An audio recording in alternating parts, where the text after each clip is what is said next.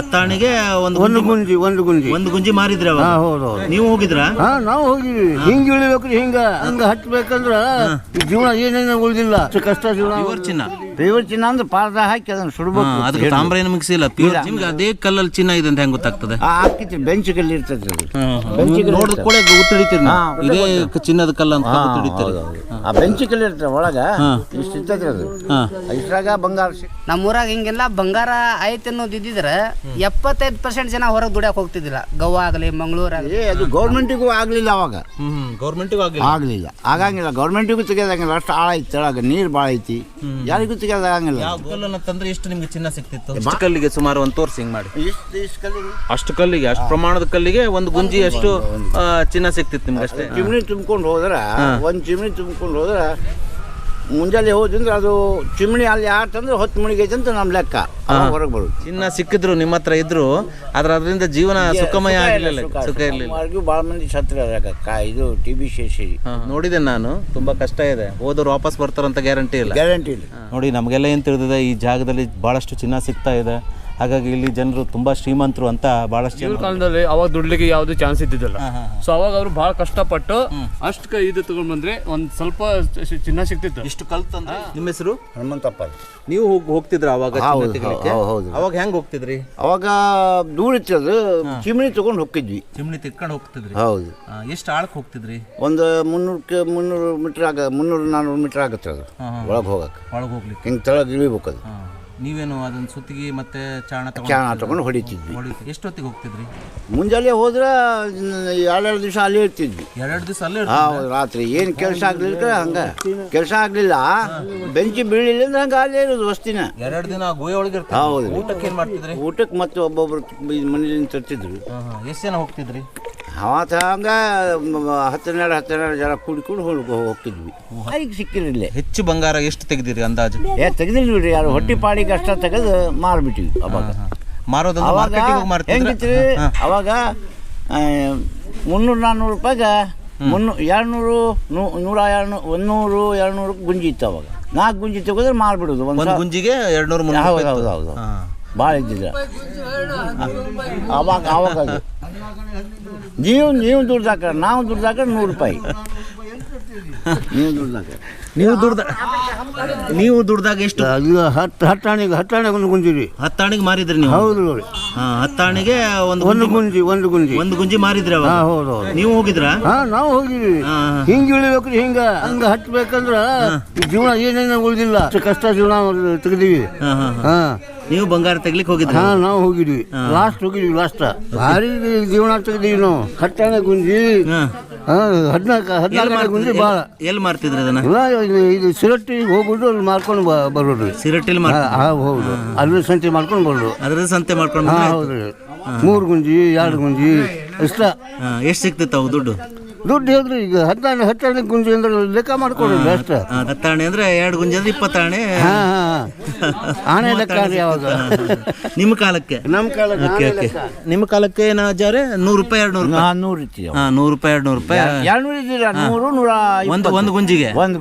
ನಿಮ್ಮ ಕಾಲಕ್ಕೆ ಒಂದು ಗುಂಜಿಗೆ 100 ರೂಪಾಯಿ. 100-120. ಎಲ್ಲಿ ಮಾರ್ತಿದ್ರಿ ನೀವು? ಇಲ್ಲೇ ಬರ್ತಿದ್ರಿ. ಇಲ್ಲೇ ಬರ್ತಿದ್ರು?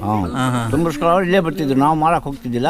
ತುಂಬಿಸ್ಕೊಳ್ಳೋ ಅವರು ಗದಿನಾಳ್ ಬರ್ತಿದ್ರು, ಅವ್ರು ಸತ್ತೋದ್ರು. ಪ್ಯೂರ್ ಚಿನ್ನ ಇತ್ತಿದ್ದು? ಪ್ಯೂರ್ ಚಿನ್ನ ಅಂದ್ರೆ ಪಾರ್ದ ಹಾಕಿ ಅದನ್ನ ಸುಡ್ಬೇಕು. ಅದಕ್ಕೆ ತಾಮ್ರ ಏನು ಮಿಕ್ಸ್ ಇಲ್ಲ? ಪ್ಯೂರ್ ಚಿನ್ನ ಬರ್ತಿದ್ರು ಅವಾಗ. ಅಷ್ಟ ಬರ್ತಿತ್ತು ಪ್ಯೂರ್ ಚಿನ್ನ. ಮತ್ತೆ ಅದನ್ನ ತೊಳೆದು ಪಾರ್ದ ಹಾಕಿ ಅದನ್ನ ಹಿಡಿದು ಆಮೇಲೆ ಮತ್ತೆ ಬೆಂಕಿ ಒಳಗೆ ಸುಡ್ಬೇಕ್ರಿ. ಅದನ್ನ ಸುಟ್ಟಿಂದ ಪ್ಯೂರ್ ಚಿನ್ನ ಬರ್ತದೆ. ನಿಮ್ಗೆ ಅದೇ ಕಲ್ಲಲ್ಲಿ ಚಿನ್ನ ಇದೆ ಅಂತ ಹೆಂಗ್ ಗೊತ್ತಾಗ್ತದೆ? ಹಾಕಿತ್ತು ಬೆಂಚ್ ಕಲ್ಲಿ ಇರ್ತದೆ. ಅದು ನೋಡಿದ ಕೂಡ ಗುರ್ತು ಹಿಡಿತೀರಿ? ಇದೇ ಚಿನ್ನದ ಕಲ್ಲ ಅಂತ ಗುರ್ತು ಹಿಡಿತೀರಿ?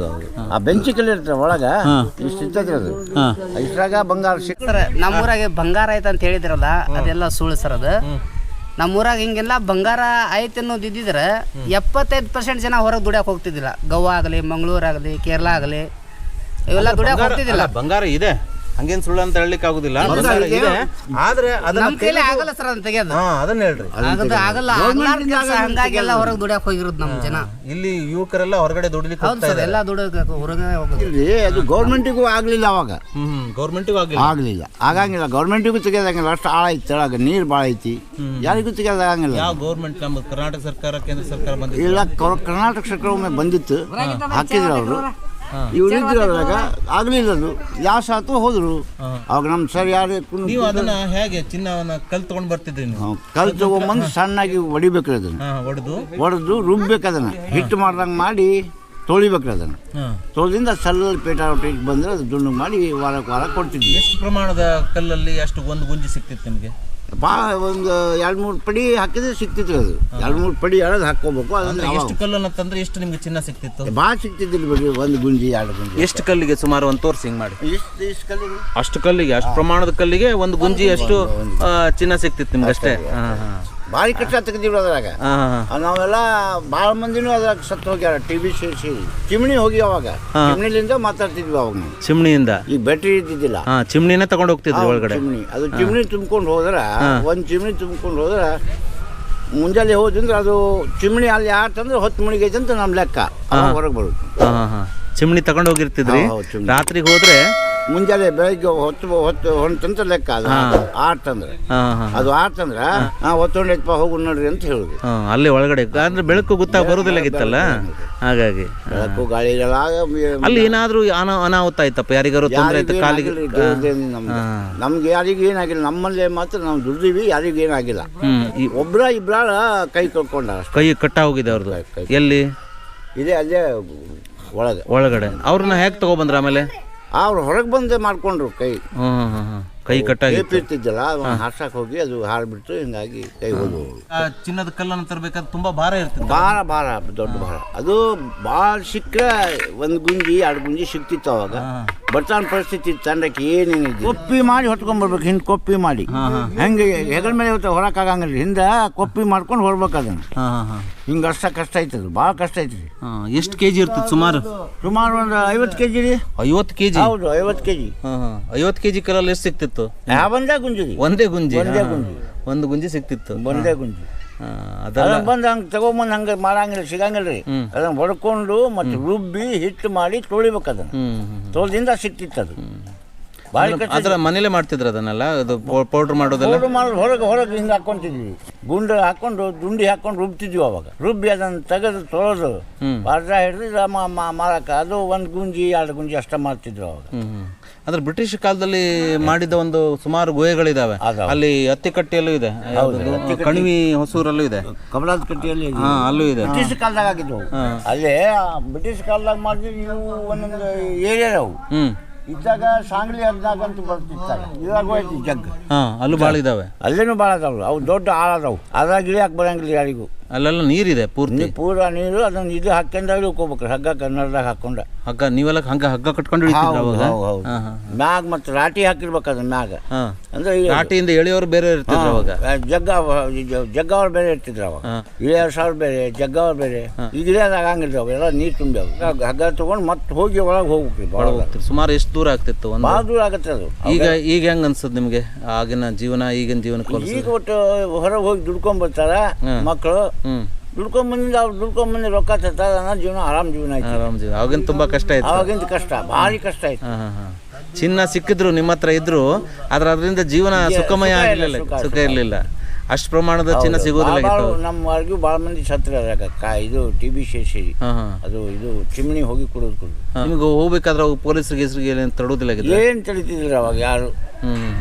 ದಾರಿನಿದ್ದರೆ ಪೊಲೀಸರು ಬರಾಕಿಲ್ಲ, ದಾರಿ ಬೇಕಲ್ಲ ಅವಾಗ ಪೊಲೀಸರು ಬರಾಕ. ಹಂಗ ನಾವು ಹೋಗಿ ಹೊಟ್ಟಿಪಾಡಿಗೆ ಮಾಡ್ತಿದ್ವಿ ಅಷ್ಟ. ಈಗ ನಿಮ್ಮ ತಾಂಡದವ್ರು ಅಷ್ಟೇ ಹೋಗ್ತಿದ್ರ? ಮಾಲಿಂಗಪುರದವ್ರು ಅಷ್ಟೇ ಹೋಗ್ತಿದ್ರು. ಮತ್ತೆ ಬೇರೆ ತಾಂಡದವ್ರು ಬೇರೆ ಭಾಳ ಮಾಡಿದ್ರಿ. ಹತ್ತಿಕಟ್ಟಿ ಅವ್ರು ಮಾಡಿಲ್ಲ, ಡೋಣಿ ಅವ್ರು ಮಾಡಿಲ್ಲ. ನಮ್ಮ ತಂದೆ ಅಷ್ಟ ಹೊಟ್ಟಿಪಾಡಿಗೆ ಹೊರಗೆ ಗೋವಾಕ್ಕೆ ಹೋಗೋದೇನಂತ ದುಡ್ಕೊಂತಿದ್ವಿ. ಗೋವಾ ಗೊತ್ತಿದ್ದಿಲ್ಲ ನಮ್ಗೆ. ಈಗ ನೋಡಿಗೆಲ್ಲ ಗೋವಾಕ್ಕೆ ಹೋಗ್ಯಾರ, ಈಗ ಹೊಸಾಗ ಹೋಗಿ ಕೆಲವಾಗ ಇಲ್ಲಿಕ್ಕಿಂತ ಹೆಚ್ಚು ಹಣ ಅಲ್ಲಿ ಸಿಗ್ತದೆ. ಇದಕ್ಕಿಂತ ಇಲ್ಲಿ ಕಷ್ಟಪಡೋ ಬದಲಿಗೆ ಅಲ್ಲಿ ಅಲ್ಲಿ ಹೋಗ್ಬೋದು. ಆರಾಮ್ ಜೀವನ ಇರ್ತದೆ, ಆರಾಮ್ ಜೀವನ ಇರ್ತದೆ ಗೋವಾದಾಗ. ದುಡಿಲಿ ಯಾವ ದುಡಿದು ಆರಾಮ್ ಜೀವನ ಇರ್ತದೆ, ಆರಾಮ್ ಜೀವನ ಇರ್ತದೆ. ಇದು ಹಿಂಗಿಲ್ರಿ, ಆರಾಮ್ ಜೀವನ ಆರಾಮ್ ಜೀವನ ಇಲ್ಲ. ಇದು ನೋಡಿದೆ ನಾನು, ತುಂಬಾ ಕಷ್ಟ ಇದೆ. ಹೋದವ್ರು ವಾಪಸ್ ಬರ್ತಾರಂತ ಗ್ಯಾರಂಟಿ ಇಲ್ಲ. ಗ್ಯಾರಂಟಿ ಇಲ್ಲ. ಮತ್ತು ನಾವು ಅಷ್ಟೇ ಕಷ್ಟಪಟ್ಟುಕೊಡ್ರಿ, ನಮ್ಮ ಹೆಣ್ಮಕ್ಳು ಕಷ್ಟಪಟ್ಟಾರ. ನಾವು ಅದನ್ನು ಕಲ್ತಂದ್ರೆ ಅವ್ರು ಹೊಡೆದು ರುಬ್ಬವ್ರು ಅವರು. ಹೆಣ್ಮಕ್ಳು ರುಬ್ಬೋರು. ರುಬ್ಬ ಮುಟ್ಟ ಕೆಲಸನೇ ಇಲ್ಲ ರೀ. 2 ಮಂದಿ ಕೂಡಿ ರುಬ್ಬಬೇಕು, ಅದು ಇಬ್ಬರು ಆಗ್ಬೇಕು. ಜಗ್ ಪ್ರಯತ್ನ ಪಟ್ಟಿವಿ, ಈಗ ಆರಾಮ ಜೀವನ ಆಯ್ತು ನೋಡ್ರಿ. ಸೊ ವೀಕ್ಷಕರೇ, ಇವರೆಲ್ಲ ಹೇಳ್ತಾ ಇದ್ದಾರೆ, ಇಲ್ಲಿನ ಬಹುತೇಕ ಯುವಕರು ಹೊರಗಡೆ ದುಡಿಲಿಕ್ಕೆ ಹೋಗ್ತಾ ಇದ್ದಾರಂತೆ. ಸುಮಾರು 75% ಯುವಕರು ಇಲ್ಲಿಯ ಮಾಲಿಂಗಪುರ ತಾಂಡದ ಯುವಕರು ಗೋವಾ ಆಗಲಿ, ಮಂಗಳೂರಾಗಲಿ, ಬೆಂಗಳೂರಾಗಲಿ ಈ ಕಡೆಗೆಲ್ಲ ದುಡಿಲಿಕ್ಕೆ ಹೋಗ್ತಾ ಇದ್ದಾರೆ.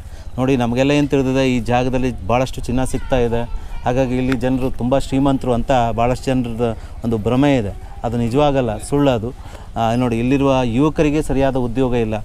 ಸೊ ಜೊತೆಗೆ ಇಲ್ಲಿ ಚಿನ್ನವನ್ನು ತರಲಿಕ್ಕೆ ಹೋದರೂ ಸಹ ಅದು ಒಂದು ದಿನದ ದುಡಿತದ ಹಣ ಅಷ್ಟೇ ಅವರಿಗೆ ಸಿಗ್ತದೆ. ಆ ಚಿನ್ನವನ್ನು ಸಂಸ್ಕರಿಸಿದಾಗ ಎಷ್ಟು ಚಿನ್ನ ಸಿಗ್ತದಲ್ಲ, 1 ಗುಂಜೆ 2 ಗುಂಜೆ ಸಿಗ್ತದಲ್ಲ, ಆ ಗುಂಜೆ 1 ಗುಂಜೆ 2 ಗುಂಜೆ ಏನಿದೆ ಅಂದರೆ ಆ ದಿನದ ದುಡಿತದಷ್ಟೇ ಹಣ ಆಗಿರ್ತದೆ. ಸೊ ಹಾಗಾಗಿ ಅಂಥ ಕಷ್ಟದ ಕೆಲಸ ಮಾಡೋ ಬದಲಿಗೆ ನಾವು ಬೇರೆ ಕಡೆಗೆ ದುಡಿಲಿಕ್ಕೆ ಹೋದರೆ ನಮಗೆ ಆರಾಮಾಗಿರ್ಬೋದು ಜೀವನ ಅಂದ್ಕೊಂಡು ಇವನ್ನೆಲ್ಲ ಬಿಟ್ಕೊಂಡು ಬೇರೆ ಕಡೆಗೆ ದುಡಿಲಿಕ್ಕೆ ಹೋಗ್ತಾ ಇದ್ದಾರೆ. ನಾವೆಲ್ಲ ಏನು ತಿಳ್ಕೊಂಡಿದ್ದೇವೆ ಅಂದರೆ ಇಲ್ಲಿ ಚಿನ್ನ ಸಿಗ್ತಾ ಇದೆ, ಭಾಳಷ್ಟು ಶ್ರೀಮಂತರ ಇದ್ದೇವೆ ಅಂತ ತಿಳ್ಕೊಂಡಿದ್ದೇವೆ. ಹಾಗಲ್ಲ, ಅದು ಪರಿಸ್ಥಿತಿನೇ ಬೇರೆ ಇದೆ. ಈಗ ಅಜ್ಜವ್ರು ನಮಗೆ ಹೇಳಿದರು, ಹೌದಲ್ರಿ ಅಜ್ಜವ್ರೆ? ಇವ್ರ ಕಾಲದಲ್ಲಿ ಅವಾಗ ದುಡ್ಲಿಕ್ಕೆ ಯಾವ್ದು ಚಾನ್ಸ್ ಇದ್ದಿದ್ದಿಲ್ಲ. ಸೊ ಅವಾಗ ಅವರು ಬಹಳ ಕಷ್ಟಪಟ್ಟು ಅಷ್ಟು ಇದು ತಗೊಂಡ್ ಬಂದ್ರೆ ಒಂದ್ ಸ್ವಲ್ಪ ಚಿನ್ನ ಸಿಕ್ತಿತ್ತು. ಇಷ್ಟು ಕಲ್ತಂದ್ರೆ ಅಷ್ಟೇ ಸಿಕ್ತಿತ್ತು. ಅವಾಗ ಬಾಳೆ ಮಾಡ್ಬೇಕಲ್ಲ, ಜೀವನ ಮಾಡ್ಬೇಕಲ್ಲ, ಅದೇ ಮಾಡ್ತಿದ್ರು. ಇವಾಗ ಯಾವ್ದು ಚಿನ್ನಲಿಲ್ಲ, ಏನಿಲ್ಲ ಸರ್. ಇಲ್ಲ ಇಲ್ಲಿನ ಯುವಕರು ಬೇರೆ ಕಡೆ ಯಾರು ದುಡಿಯಾಕ ಅಲ್ಲಿ ಈಗ ಪರ್ಮಿಷನ್ ಇಲ್ಲ ಸರ್. ಇವಾಗ ಯಾರು ಹೋಗುದಿಲ್ಲ, ಈಗ ಯಾರು ದುಡಿದಿಲ್ಲ, ಎಲ್ಲರೂ ಹೊರಗಡೆ ಹೋಗ್ತಾರೆ ಸರ್ ಎಲ್ಲರೂ.